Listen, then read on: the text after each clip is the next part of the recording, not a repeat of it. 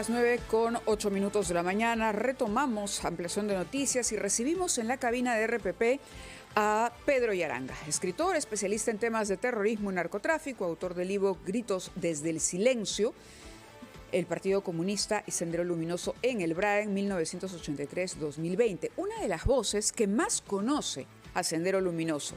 Conoce los personajes, la organización y que ha seguido luego de la caída de Abimael Guzmán, además, el hilo de la historia de los remanentes.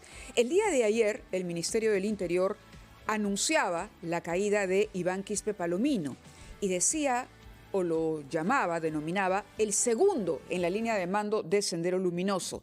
Pero al poco fuimos conociendo que en realidad no era precisamente el número 2 de Sendero Luminoso. Y está Pedro Yaranga para preguntarle quién es a quien se detuvo, quién es Iván Quispe Palomino. Muy buenos días, Pedro. Gracias por acompañarnos. Buenos días, sí. Yo creo que es una situación lamentable del ministro, se fue de boca porque esta persona no tiene ninguna conexión con la misma organización terrorista. Si bien es cierto que hace años perteneció a esta organización, pero fue en calidad de combatiente o precombatiente.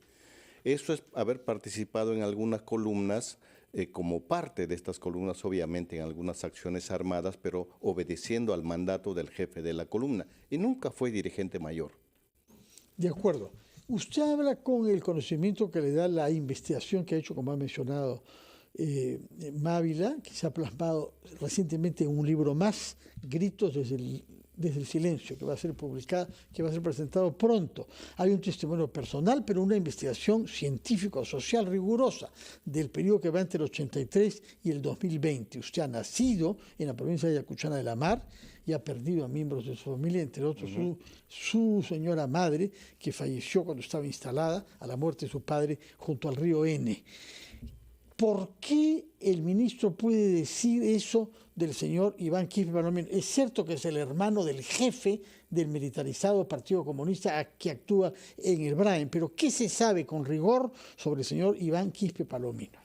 Es cierto, él pertenece a la familia, es el hermano menor, pero desde hace tiempo nosotros lo consideramos como una persona desenganchada de la organización. Él, su hermana y también la madre, que también pertenecieron. La madre también estuvo presa, ahora ya es fallecida, pero él hace su vida común ya desde hace bastante años, ¿no?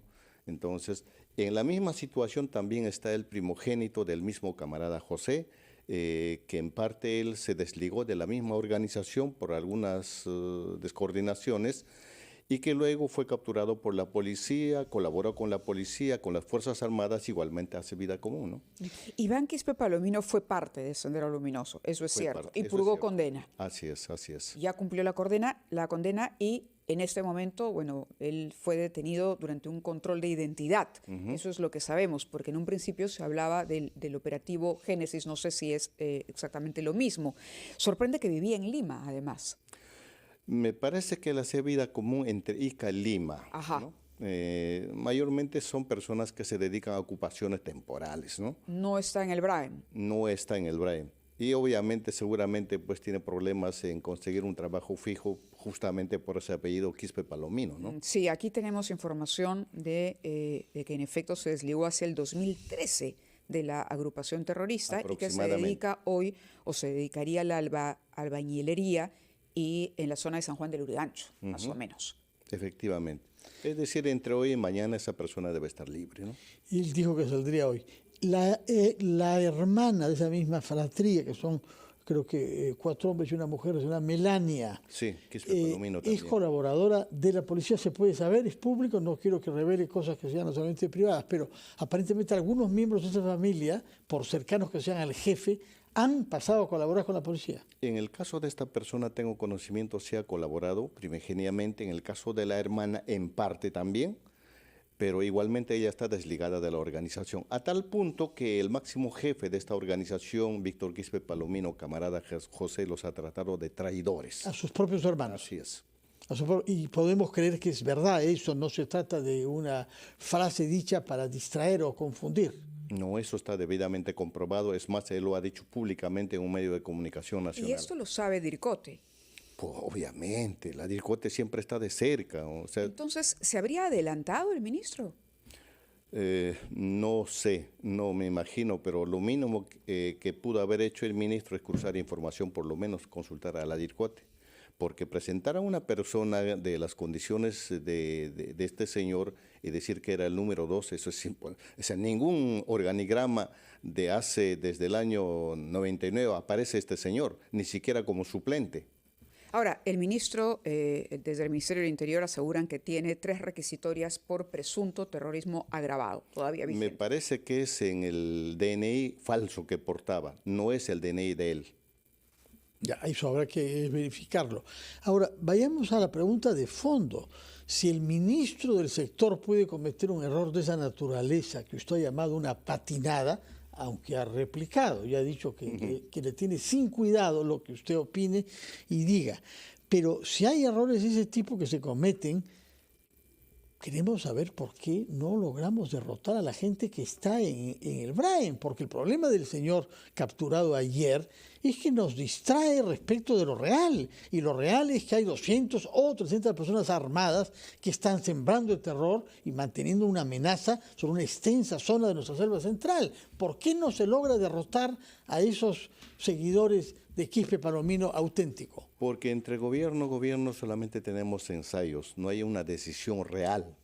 Para mí, el único grupo que en el transcurso de los años ha operado muy bien fue la Brigada Lobo, que ciertos problemas que en el 95, el 2015 me parece que también ha tenido algunos problemas políticos, pero en el fondo era el mejor grupo que había operado, porque es bastante difícil juntar a los mejores hombres de las Fuerzas Armadas y la Policía Nacional y hacer una sola escuela. Ahí lo que se requiere simplemente es un representante político, un facilitador, y tranquilamente ellos podrían producir trabajo de inteligencia centralizada y un grupo especializado solamente para intervenciones en los que se requiera después de este trabajo de inteligencia. ¿Por qué quedó disuelta la Brigada Lobo, que según usted fue la división más eficaz en la lucha contra el terrorismo del Brain? Porque termina un gobierno, el que sigue, los congresistas intentan denunciar presuntamente porque hay malos manejos económicos en el grupo especializado, responsabilizando a determinados oficiales, y prácticamente eso es perjudicial totalmente. Ahí se desintegró esta Brigada Lobo. Había un civil que se vestía también con ropa militar en la época, una persona que era muy protagonista, que era muy, Rambito. El Rambito, que era muy protagonista también, sí. En fin, el protagonismo hace daño. Pero tenemos del grupo, por ejemplo, una sola muestra, de ese grupo especializado tenemos hasta ahora algunos ya no están en condición ya de situación de retiro. El caso 1, pero le voy a preguntar, el general Oscar Arriola, él perteneció al grupo y es un hombre bastante especializado en temas, sobre todo en el trabajo del Movadef. Ahora es el número 2 de la Policía Nacional, jefe de Estado Mayor. Una persona bastante... Muy bien. Permítanos ir a una pausa, señor Yaranga, y regresamos a hablar sobre el dispositivo del Estado para hacer frente a un fenómeno real, que es el terrorismo que persiste en la selva central, en el Brain. Vamos primero a la pausa. Sí, con cosas antiguas, sí, pero que son presentes. Con cosas antiguas, díganos pero presentes, lo que hacía Sendero Luminoso con campos de concentración alrededor del río Ende, señor Yaranga. En el libro que tienes a la mano, estimado Fernando, se cuenta paso a paso del gran operativo del año 91. Hasta el año 91 toda la cuenca del río Ende, que es mucho más grande que el río Apurímac, que estaba sitiada por Sendero Luminoso. De ahí 700 soldados de la selva central ingresan por Mazamari con helicópteros, y del río Apurímac ingresan... Es el operativo famoso del general Pérez Documet, ¿no? Luis Pérez Documet. Y por el río Apurímac ingresan 1.200 comités de autodefensa, que son los hombres que se armaron por decisión propia para salvar, para enfrentar a Sendero Luminoso en la Sierra Central. Y ese operativo, que normalmente debió haberse prolongado por 2 o 3 semanas, se prolongó más de 5 meses casi. Ahí es donde se recupera toda esta franja del río Ene, y estamos hablando por lo menos de pobladores secuestrados en más de 20.000 personas. Y el mandato de Sendero Luminoso fue retirarse a la cabecera de sus chacras. La única comunicación era el río Ene. Pero como el operativo se prolongó más de 5 meses, entonces primera, segunda, tercera, nunca más ha vuelto toda esa gente. Ahí es donde se producen estos campos de concentración y las matanzas inhumanas, pues Hay testimonios que indican que por noche morían 2, 15, 9 pobladores por presunción, ni siquiera debidamente probados, porque ellos decían, las pajas vuelan y los granos quedan.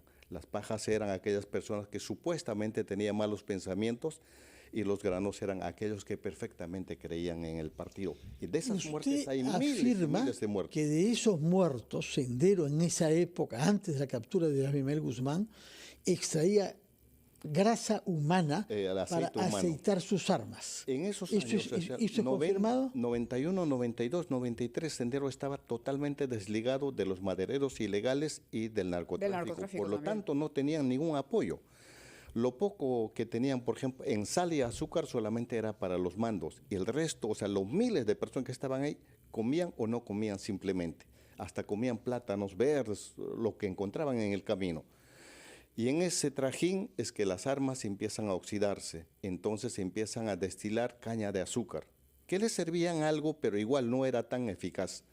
Entonces Socorro Popular sugiere, dice, sacamos aceite humano, es decir, hay que hacer chicharrones. Y empezaron a hacer chicharrones de tantos cadáveres y empezaron a sacar aceite.